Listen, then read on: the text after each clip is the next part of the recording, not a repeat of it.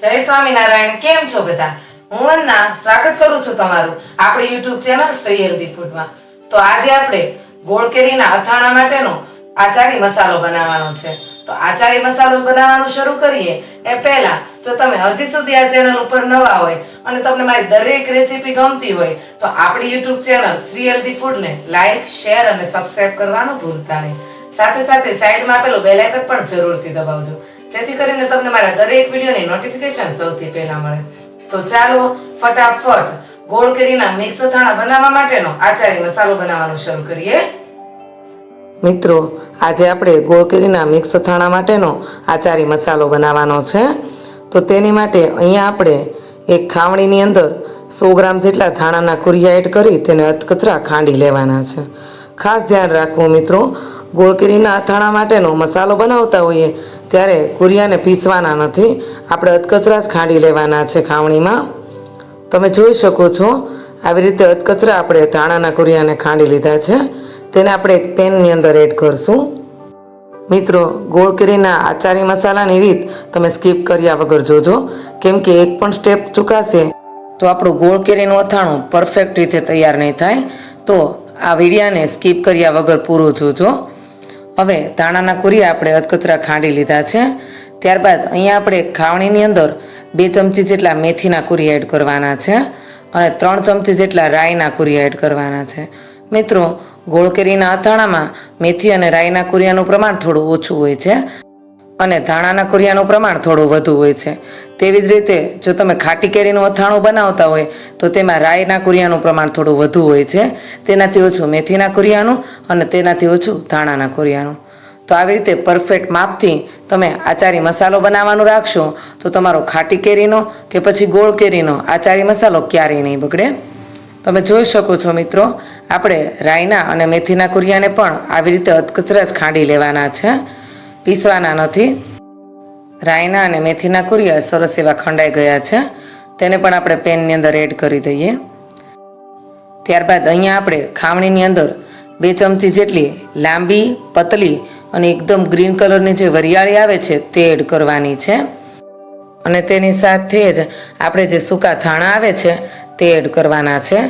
સૂકા ધાણાનો સ્વાદ ગોળ કેરીના અથાણામાં ખૂબ જ સારો લાગે છે, તો સૂકા ધાણા જરૂરથી એડ કરવા. આ બંને વસ્તુને પણ આપણે અધકચરા ખાંડી લેવાના છે. તમે જોઈ શકો છો મિત્રો, આ બંને વસ્તુ પણ સરસ એવી અધકચરી ખંડાઈ ગઈ છે. હવે વરિયાળી અને ધાણાના ભૂકાને પણ આપણે પેનની અંદર એડ કરવાનો છે.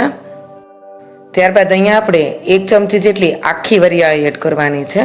મિત્રો, આખી વરિયાળી પણ 1 ચમચી જેટલી એડ કરવી, જેના કારણે અથાણાનો સ્વાદ ખૂબ જ સારો એવો આવે.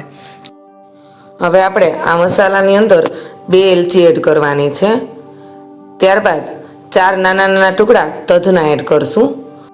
મિત્રો, જ્યારે આપણે ગોળ કેરી માટેનો આચારી મસાલો તૈયાર કરતા હોઈએ ત્યારે એલચી અને તજ આચારી મસાલો બનાવવામાં જરૂરથી એડ કરવા જોઈએ, કેમ કે ગોળ કેરીનો સ્વાદ તેનાથી ખૂબ જ સારો આવે છે. હવે અહીંયા મેં 20 થી 25 નંગ જેટલા તીખા એટલે કે મરીના દાણા એડ કર્યા છે, તમે જોઈ શકો છો. હવે મિત્રો, આ બધી વસ્તુને આપણે થોડી શેકી લેવાની છે. તો ગેસ ઓન કરશું અને એકદમ મીડિયમ ફ્લેમ ઉપર આપણે આ બધી વસ્તુને શેકવાની છે. ફક્ત 2 મિનિટ માટે જ આ બધી વસ્તુને આપણે શેકશું, જેના કારણે અથાણાનો સ્વાદ અને સુગંધ ડબલ થઈ જશે અને આ બધી વસ્તુમાં થોડો ઘણો ઘાર હશે તો તે પણ નીકળી જશે. તો જરૂરથી આવી રીતે મસાલા શેકીને જ આપણે અથાણું બનાવવાનું રાખવું જોઈએ, કેમ કે તેનાથી સ્વાદ અને સુગંધ બમણી થઈ જાય છે. તો ધીમે ધીમે આ બધા મસાલાને આપણે શેકી લેવાના છે અને ખાસ ધ્યાન રાખવું કે ગેસની ફ્લેમ એકદમ ધીમી રાખવાની છે, જેથી કરીને આપણા બધા મસાલા બળી ન જાય અને એકદમ સરસ એવા શેકાઈ જાય. આ મસાલા શેકાશે એટલે ઓટોમેટિક તમને ખ્યાલ આવી જશે, કેમ કે તેની સુગંધ જ આખા કિચનમાં ખૂબ જ સારી એવી આવશે. હવે મસાલા જ્યારે શેકાઈ જવા આવે ત્યારે તેની અંદર 1/2 ચમચી જેટલું મીઠું એડ કરવાનું છે. મિત્રો, ગોળ કેરીનું અથાણું છે એટલે તેમાં મીઠાનું પ્રમાણ બહુ વધારે હોતું નથી, તેની અંદર ફક્ત 1/2 ચમચી જેટલું જ મીઠું એડ કરવાનું છે અને આ મીઠાને પણ આપણા બધા મસાલા સાથે શેકી લેવાનું છે.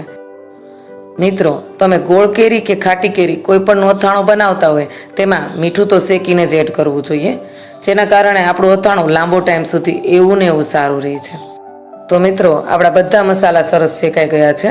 હવે ગેસની ફ્લેમ બંધ કરી દેવાની છે અને છેલ્લે જ્યારે ગેસની ફ્લેમ બંધ કરીએ ત્યારે આપણે આ મસાલાની અંદર અડધી ચમચી જેટલી હળદર એડ કરવાની છે. હવે મસાલા બરાબર શેકાઈ ગયા છે તો વચ્ચે આવી રીતે ખાડો પાડી તેની અંદર આપણે હિંગ એડ કરવાની છે.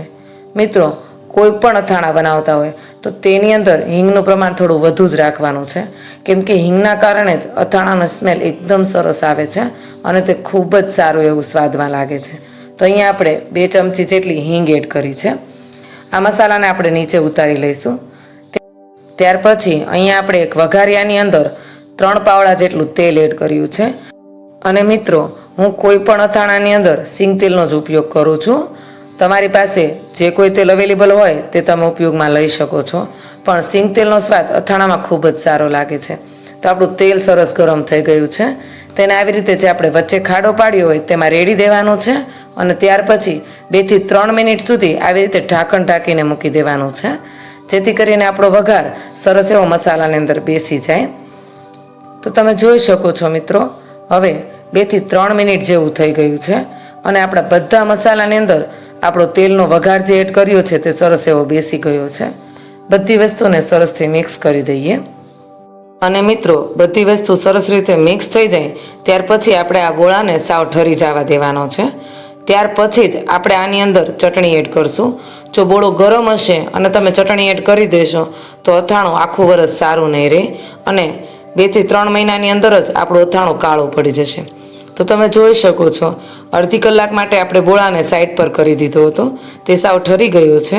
ત્યાર પછી આપણે આ બોળાની અંદર 4 ચમચી જેટલું લાલ મરચું પાવડર એડ કરવાનું છે. મિત્રો, ખાસ ધ્યાન રાખવું, અથાણું બનાવતી વખતે લાલ મરચાં પાવડરની ક્વોલિટી એકદમ સારી જ લેવાની છે. લાલ મરચું પાવડર જો સારું હશે તો જ આપણું અથાણું આખું વરસ એવું ને એવું લાલ ચટાકેદાર રહેશે, નહીં તો અથાણું કાળું પડી જશે અને તેનો સ્વાદ પણ ખરાબ થઈ જશે. હવે આપણી બધી વસ્તુ સરસ રીતે મિક્સ થઈ ગઈ છે, તમે જોઈ શકો છો. તો મિત્રો, અત્યારે આપણે 250 ગ્રામ જેટલો ગોળ કેરી માટેનો આચારી મસાલો બનાવીને તૈયાર કર્યો છે. મિત્રો, આમાંથી તમે આસાનીથી 1 થી 1.5 કિલો જેટલી કેરીનું ગળ્યું અથાણું બનાવી શકો છો. અને મિત્રો, ગોળ કેરીનું મિક્સ અથાણું કેવી રીતે બનાવાય તેની રેસીપી પણ મેં ડિસ્ક્રિપ્શન બોક્સમાં આપેલી છે, તો તમે જરૂરથી જોઈ લેજો. તો તૈયાર છે આપણો ગોળ કેરી માટેનો આચારી મસાલો.